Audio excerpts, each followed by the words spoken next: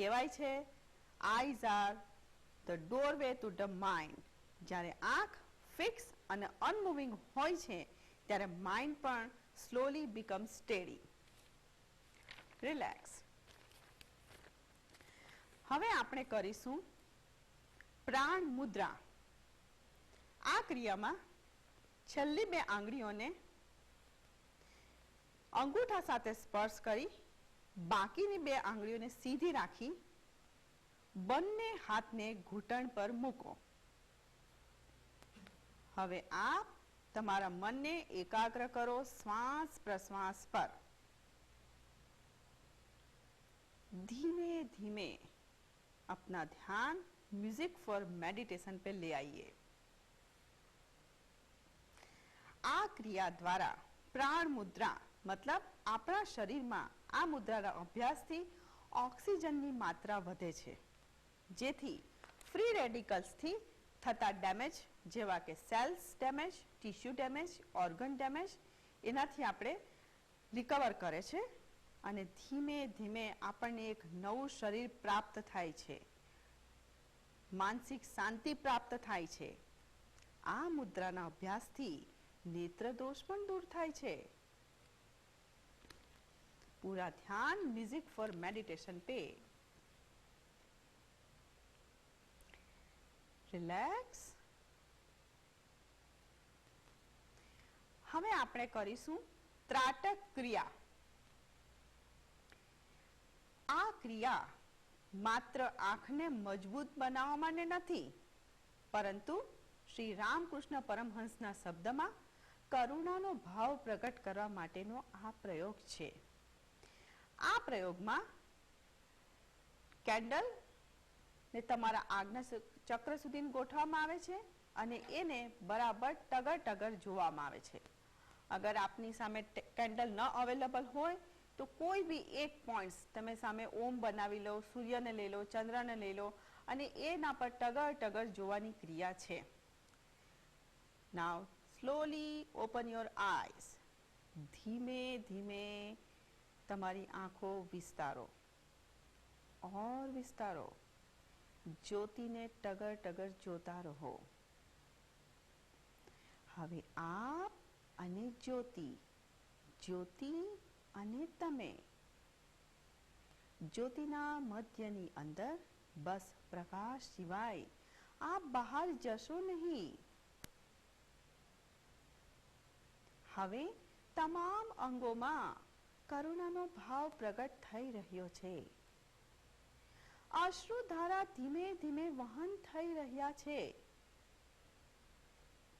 અશ્રુધારા પર પરમ પ્રભુના ચરણમાં વહેવા માટે કાલાવાલા કરો. હે મહાપ્રભુ, તું મને તારામય બનાવ. હે મહાપ્રભુ, તું મને તારામય બનાવ. હે દયાના મહાસાગર પ્રભુ, તું મને તારામય બનાવ. તું મને તારામય બનાવ. ऊर्ध्वा हस्तासनम् ॐ पादहस्तासनम् ॐ वामपादप्रसादासनम् ॐ चतुरङ्गासनम् ॐ भूधरासनम् ॐ साष्टाङ्गदण्डवत् प्रणामासनम् ॐ सहस्रहस्तभुजङ्गासनम् ॐ भूधरासनम् ॐ दक्षिणपादप्रसादासनम् ॐ पादहस्तासनम् ॐ ऊर्ध्वहस्तासनम् ॐ नमस्कार मुद्राय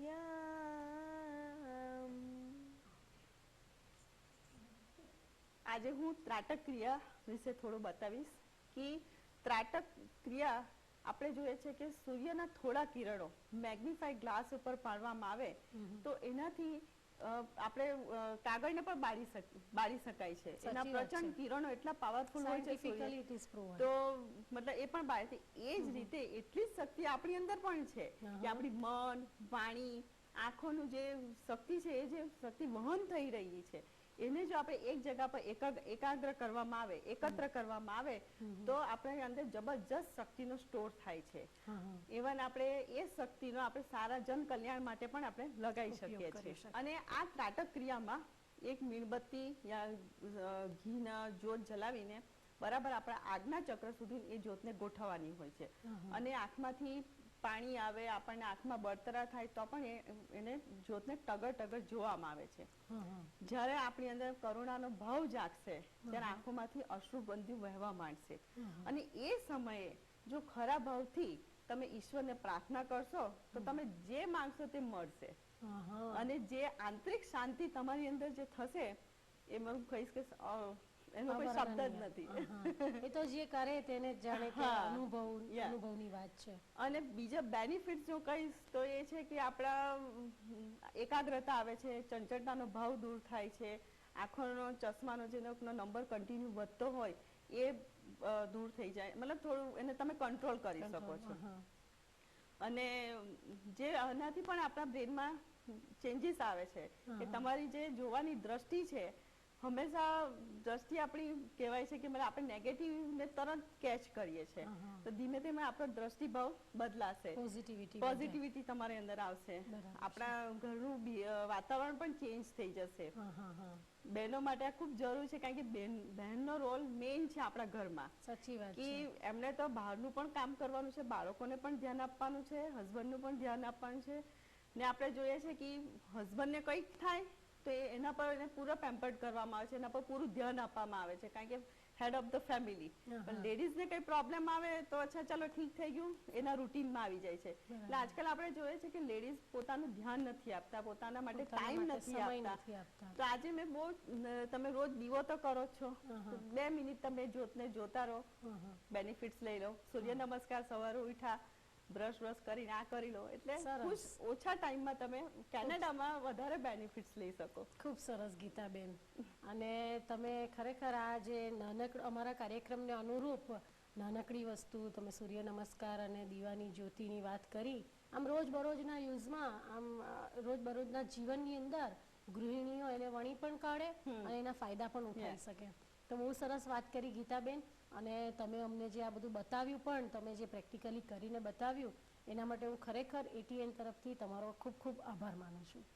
નમસ્કાર. કે આજે મને પણ મારી અંદર જે જ્ઞાન છે એને વાંટવાની મને પણ તક મળી તો હું ATNનો ખૂબ જ આભાર માનું છું. નમસ્કાર.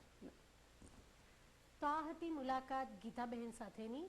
આપણે જોયું કે રોજબરોજના જીવનની અંદર થોડીક મિનિટો આપણા પોતાના માટે ફાળવીને આપણે એક તંદુરસ્ત જીવન તરફ પ્રયાણ કરી શકીએ છીએ. તો બહેનો, તમે આજથી કંઈક પ્રેરણા લીધી, કંઈક ચાલુ કરશો તો ખરેખર અમારો પ્રોગ્રામ યથાર્થ થયો ગણાશે. અને બહેનો, તમારી અંદર પણ જો આવી કંઈક કલા હોય, તમારી અંદર કોઈ આવું જ્ઞાન હોય તો તમે અમને ચોક્કસ ઈમેલ કરો.